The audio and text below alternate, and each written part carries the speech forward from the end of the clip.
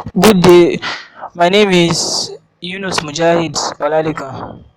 I am a student of Electronic and Electrical Engineering Department of the Obafemi Awolowo University.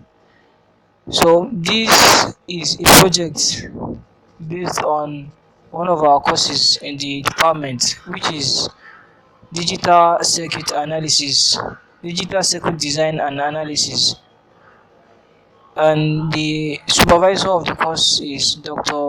Obi Akinwale. With me here are my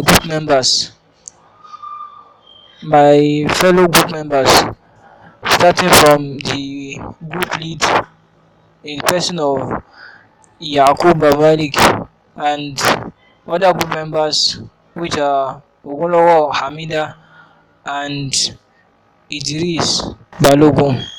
This particular video is to explain how the code works and give an intuition into the project. So I'll be handing over to my group lead who will take us through the code. Good day. As my teammate said earlier, our project is a traffic system based project, and this is for the final presentation of EEE308 project supervised by Dr. Obi Akinwale. So I'm going to explain how the code works. The first thing we did was we imported the necessary library for the Vhdl standard logic operation and numeric operations, which is the first 3 lines of this code. Then we declared the entity of the traffic light system, and it has 4 ports, 1 input port and 3 output ports. The 3 output ports are seg_d, seg_r, and seg_y, which represent the segment. Since we are using 7 segments, which represents the 7 segments for the green light, red light, and the yellow light, respectively. So this is a 7-bit vector, and that's what represents the 7 segment display. The ref CLK is our reference clock and is an input for the clock signal that we are using for the system. Then we declared the architecture traffic light system. This part of the code is the architecture declaration of the traffic light system module. It declares 3 constants: the R duration, Y duration, and the G duration. The R duration is the duration for the red light, the Y duration is the duration for the yellow light, and the G duration is the duration for the green light, which represents the durations in clock cycles for the red segment, Y segment, and G segment. Green segment, where R is red, Y is yellow, and G is green. Green segments of the 7 segment display, respectively.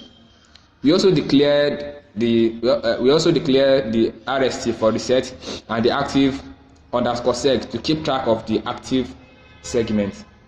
The active_counter is a signal to count the remaining cycle for the active segment. Then we wrote the process for the ref CLK, that's the reference clock. It runs on the rising edge of the clock, which we denoted by ref CLK. It takes the value of the active counter and decreases it and decrements it if it is greater than 0. When the counter reaches 0, it switches to the next active segment based on the current value of the active_seg. The order of our segment is from red to yellow and then to green.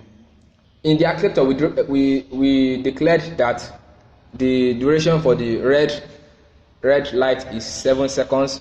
That's 7 seconds delay, and the duration for the yellow light is 4 seconds, and the duration for the green light is 7 seconds.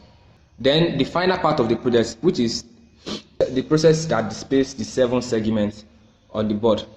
So this process controls the 7 segment display based on the current value of the active_seg. Based on the current value of the active_seg, when RST is high, all segments are turned off. And on the rising edge of the clock, which is denoted by ref CLK, it takes the value of the active_seg and sets the appropriate segment to display to display R, which is for red light, white for yellow light, or green, which is for green light, based on the case statement. This is a short and a brief explanation of the code for our traffic light system project. And we are going to show you the working principle on the FPGA board. That's the DE10 light board. So it stays 7 seconds on the red segment of the sound segment, then 4 seconds for yellow, and another 7 seconds for green.